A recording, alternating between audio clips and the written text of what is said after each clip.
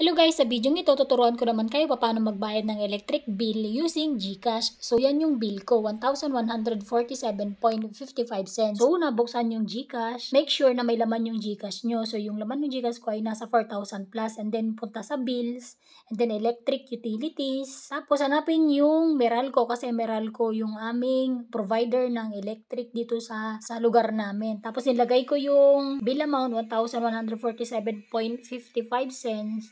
Ayan o. Tapos nanghingi siya ng customer account number. Yun yung sunod. So nilagay ko yung aming account number, or kung pwede rin i-scan siya using yung kanyang barcode. Tapos naglagay ako ng email address. Optional naman yun. Then sunod, next. Then next, just pay bill.